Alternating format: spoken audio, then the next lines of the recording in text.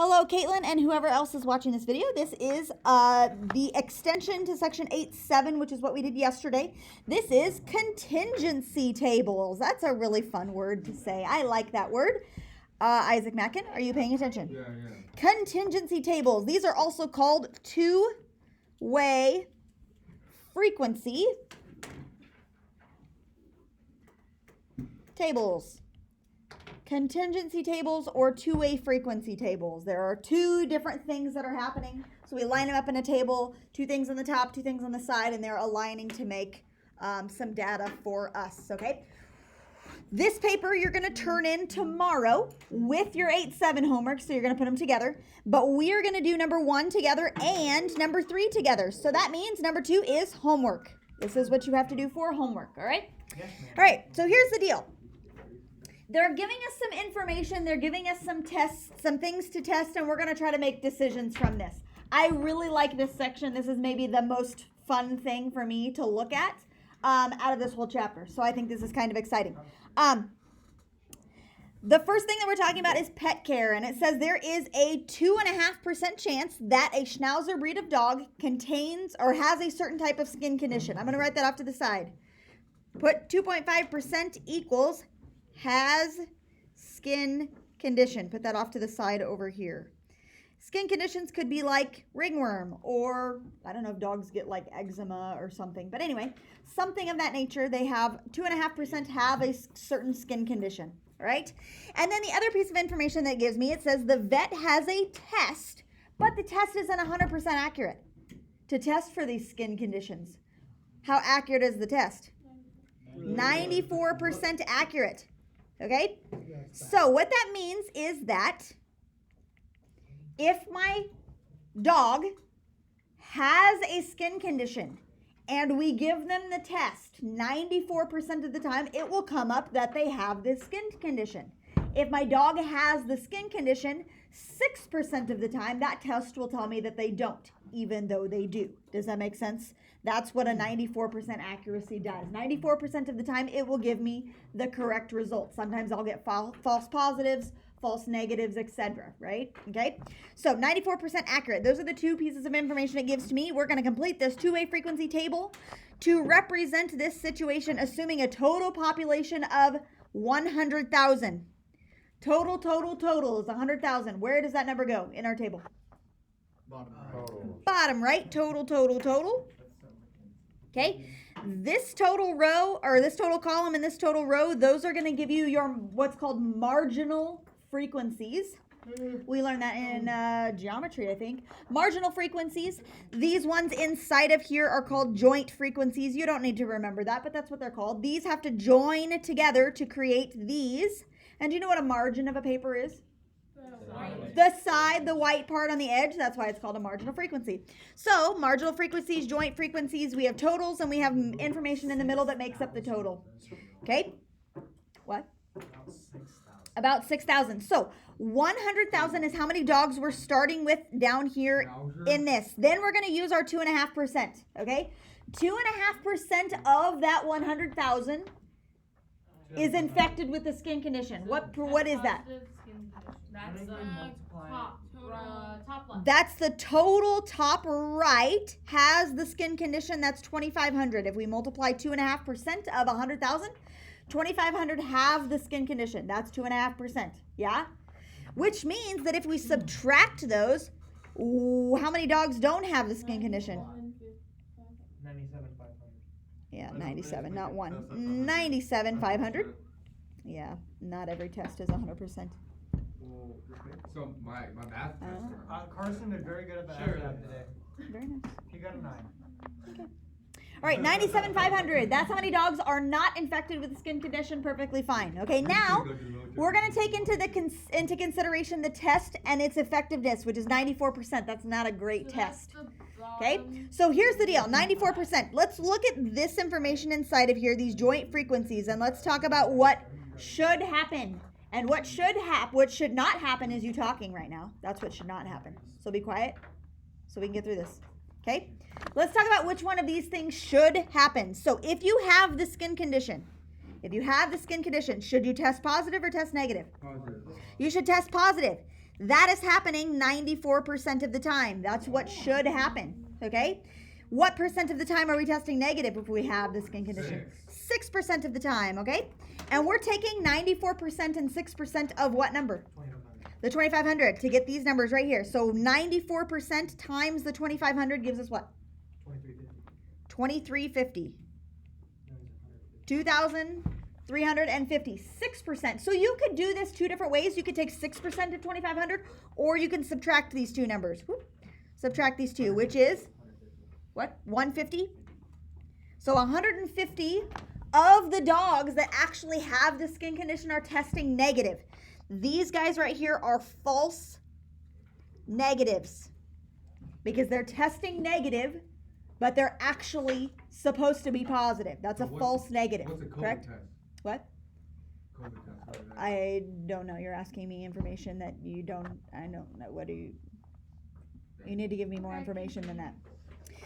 No skin condition. Let's go down to the bottom one. Oh, what do you mean the accuracy? I have no idea. Depends on what test you get, I'm sure. I don't know. Yeah, what about COVID test? I don't know. What about it? I don't know. I don't know what its accuracy is. Probably different brands have different accuracy. I have no idea. No skin condition. If you do not have the skin condition, should you test positive or negative? What percent of the time are you testing negative? 94. 94% of the time you're testing negative if you don't have it, right? No skin condition, 94% of the time you should test negative. 6% of the time you should test positive. These people are my false 58. positives. And there is what, 5850? 6% of the 97,500 is 5850. And 94%, 91,650. Thank you, Gabe. 91,650. There you go. So, how many total positive testers do we have? What do we subtract? You could subtract, like to get this number right here. You could subtract. That's fine. 92. No, 8,200. Right? I don't know. Isn't it 8,200? I was looking at the wrong one. 8,200 and 91,800. Yeah, 91,800. So smart. Okay, those two, and those two should add up to be 100,000, right? Like we did over there. Okay, all right. Now, given this table, we have some decisions to make. Ready? I call spinning a coin if we have to. Nope. We're gonna make educated decisions, not flip a coin. Okay. All right. You really have to listen to these decisions that we're gonna make. Okay. Otherwise, this is gonna be confusing to you. All right. So here's the decisions that we have to make. It says the vet, so underline this sentence right here. The vet decides to treat every schnauzer that tests positive for the skin condition with a prescription topical ointment, which means we're giving them a cream to rub on this dog's skin condition to make him better, right? But here's the deal. It says find the probability of the skin condition given that the test result is positive. We are treating the positive like dogs, right? The dogs that test positive. These are my dogs that are testing positive, that left column, right? How many total dogs tested positive? 8,200. Those are the dogs that are positive. Of those 8,200 dogs, how many actually have the skin condition? 2,350. Okay, tell me what that is as a percentage. What's 2,350 of the 8,200? Divide those. Somebody give me that number. No. 27.4. 27.4%? Are you sure? 2,350 divided by 8,200? Did you do this? Oh, 2,350. I think we got 29%, I think. 28. We'll go 29%. Okay. Now here's what this number means. Of the dogs that tested positive, only 29% actually have the skin condition. That's not even the majority. The majority of dogs that test positive actually don't even have the skin condition. Is this making sense? Like, do you see how these numbers are working out here? Okay. Because the test is not 100% effective, you're going to have problems that occur. So 29%, this is the percentage of dogs. I'll say of positive dogs actually have condition, which means if we would give this treatment to every single dog that tests positive, what percentage are getting the treatment for nothing? 71. 71% would be treated for nothing. Okay? Now, here's the deal. 71% would be treated for nothing. Do you think it was a good decision for the vet to treat every single dog? No. Majority don't need the treatment. And the majority is 71% actually. That's way more than the majority. The majority don't need treatment. Okay, let's talk about that for just a second. The majority of dogs don't need the treatment. Okay? All right, so Tate Cossey, sixth period.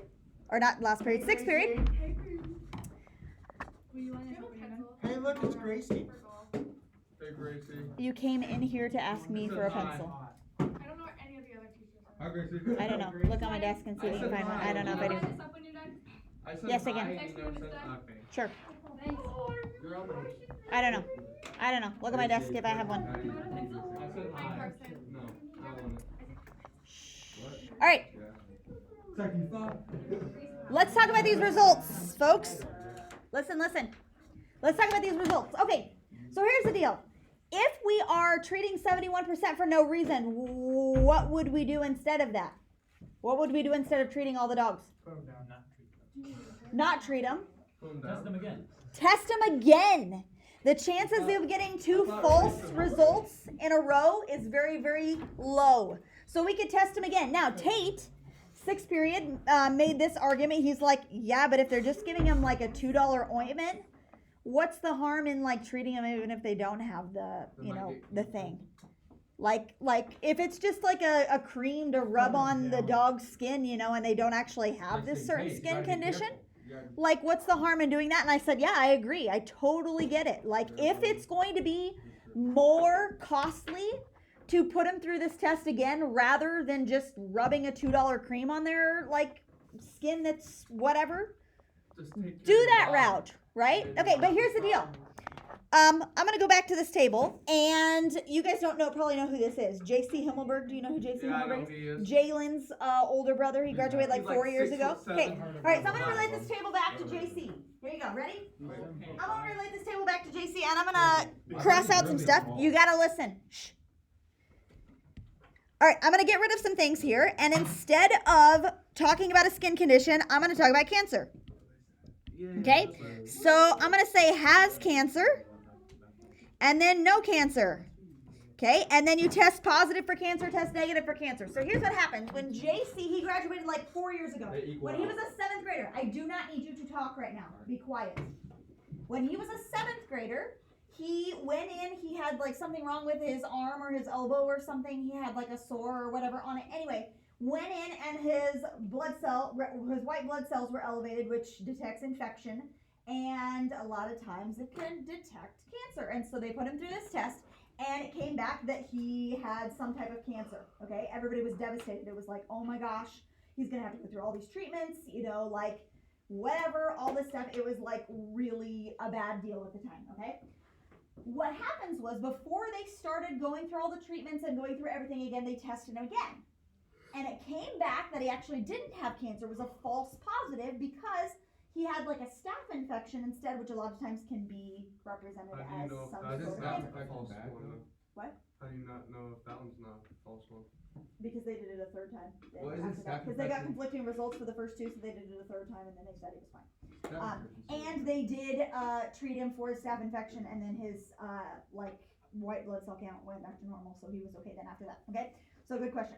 All right, so what happened was he tested positive, but he's in the no cancer category, so he was down here in a false positive category. Okay.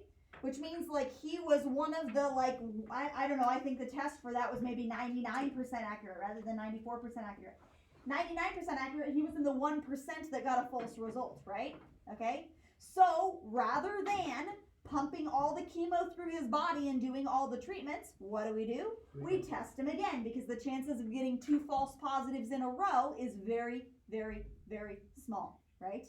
Okay? so we can catch that before we pump all of this poisonous chemo treatment into him, you What know, would and make him happen? really sick, right? What? What would they do if they just pumped it into him and then they did our cancer? Let's do number 3 together.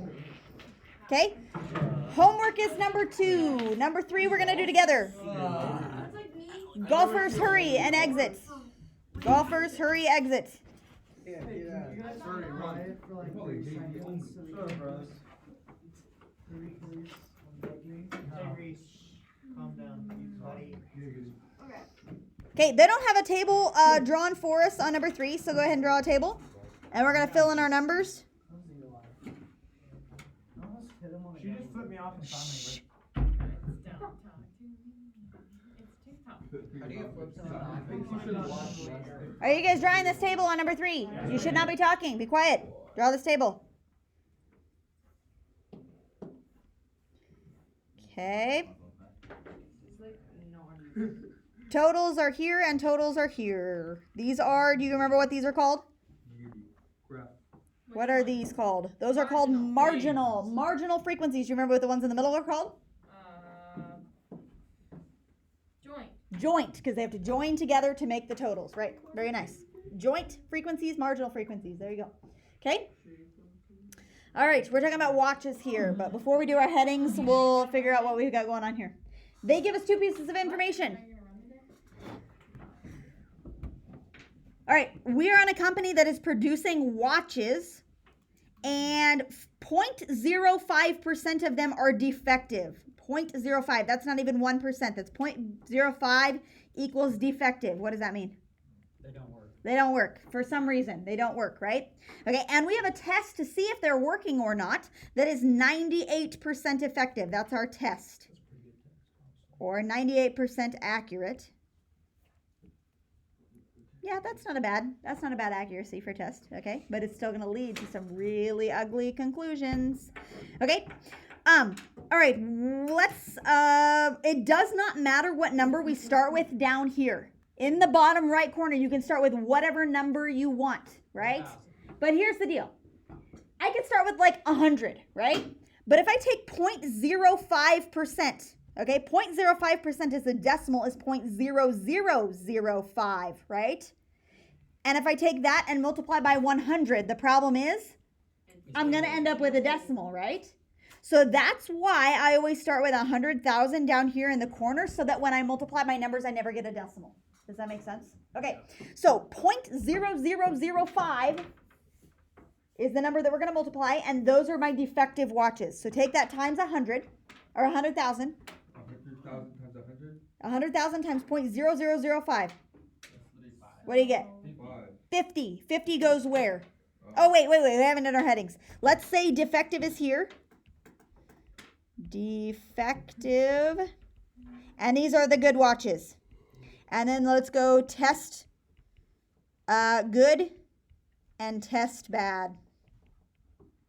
Okay, so we have a test for these watches. We have defective watches. We have good watches. We have bad, testing good, testing bad. Okay, so out of there, you said 50. If we multiply these numbers together, we get 50. 50 watches goes where? Top. Test it. No, left. Test. Oh wait, no. Defective. Top Total. right. Top right, total defective is 50, right? Oh. Total number of watches that are defective is 50. Now, if I subtract that from 100,000, 50. 99,000. 950. That many watches are completely fine, right? That's not bad, right? That's not too bad for our company. All right, we have a test that's 98% accurate, which means 98% of the time it's going to test the way that it actually is. So if you have a defective watch, how should it test? Not working. Not working. It should test bad. So over here, this is happening 98% of the time, which means 2% of the time, if it's defective, it's testing actually being good. All right. If it is a good watch, it should test Positive. good. It should test being good. 98% of the time that is happening. 2% of the time it's testing bad. Okay? So they're kind of reversed like that. All right. Let's do 50 watches that are defective. What is 2% of 50? 1. What's 98% of 50? 49. You could either subtract or you could multiply them again. All right, 98% of 99,950. And 2% of 99,950.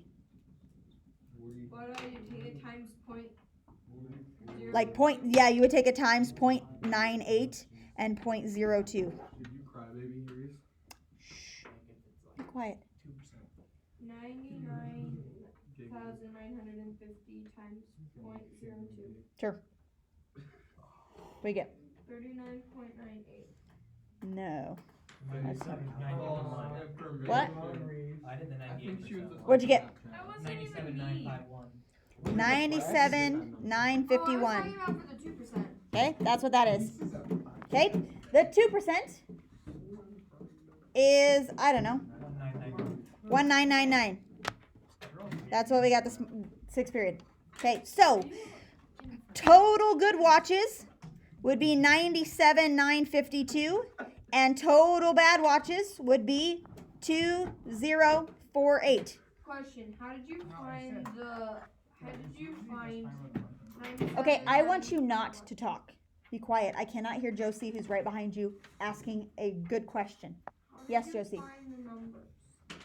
So you take this 99,950 and you multiply by 0.02. How does? What? What? Sorry, I'm dumb. You're fine. 99,950 times 0.02. Yeah? Okay, I'm ready now. Did you get Okay. 1999? Yeah. Yeah. There you go. You're fine. Okay.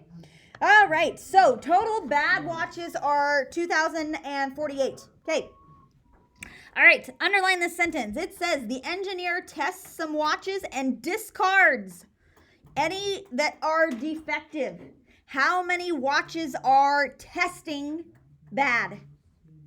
Total. How many watches are testing bad? 2048. No way, bro. You spit water on me. 50, right? What are we? How many watches are testing bad? Jet spit water. Oh. 98%. 2048 are testing bad. How many of those watches are actually bad? 49. 49. Okay. So what percent are actually testing bad that are bad? A low number. Yeah. 2.3%. Are you sure? 49 divided by 2048.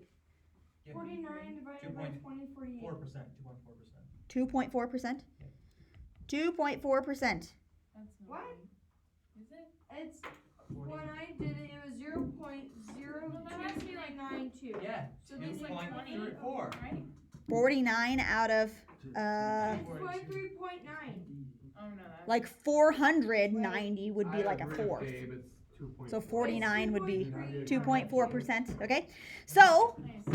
only, this is what this is saying, only 2.4% of the watches that are testing bad are actually bad, which means that 97.6% of watches are what? Good. Fine. Accurate. Are thrown out for nothing, What? Just imagine a gold-laced watch just thrown out. right? We're throwing 97.6% of the watches out for nothing. Carson, go sit back there. I am tired of yelling at you. There will be more of you, and we will just send you to the hallway, and you can stay after school for that long. 97.6% of the watches that are thrown out, that are testing bad, that are thrown out when there's nothing wrong with them. So the engineer tests some watches and discards any that show to be defective. Do you think this is a good idea? No. No. Like only 2.4% of the watches that they're thrown out should be thrown out. Not good. What should we do instead? Double tape. Like stop the watches, like take it twice, test twice. Test the watches again. The ones that are testing defective, test them again and see if they test to be good or bad. Make sense? Why did we skip number 2? 0.001 That's our or homework. something like that. What? What would the actual percent be that's actually defective then? So the chances of testing it and getting a false positive twice. Yeah, Okay. Like if you're throwing out 97.6 0.05 away, like what would that be? That'd be like some super. Well, you're throwing out 2,000 watches out of the 100,000. You're throwing out 2,000 of those, and this many should not even be thrown out. Does that make sense? Yeah, like according to the numbers in the table. Okay. Now, the chances of getting two false positives, a false result, happens 2% of the time. 2% of the time is 0.02. If I multiply that by 0.02 again, which means I ran the test again, 0.02 times 0.02 is 0.0004, which is a 0.04% chance of getting two false results in a row. That is like way less than 1%. That's not even 0.5%. That's not even 0.1%. So what would happen if you got it 3 times? No, that's like Has really that, super. wait, so has that ever It's like happened 1 in a before? million. Yeah, this is like 1 in, this is like 4 in, let's see, this would be 4 in, 1,000, right? this would be 4 in 10,000. Wait, That so, is your chances of getting two false results in so a row. has that actually happened before probably? Probably. Oh yeah, I'm sure. It's happened 3 times, you think? I don't know, maybe. Depends on how many. That'd be crazy though, if you got positive 3 times and then Yeah. you think I don't know. That's why they run multiple tests. Like if we're testing for cancer, they're gonna run multiple tests on you, not just the cancer test, right? They're gonna run like a staph infection test on you. Okay? Alright. So your homework. Folks, do this. Work on this in the last couple minutes. You have number 2. Do not put your stuff away. Finish number 2. Get it done so you don't have to worry about it. I need help. Number 2 is your homework. Goodness. Alright, I'm gonna stop the video. If you're quiet, maybe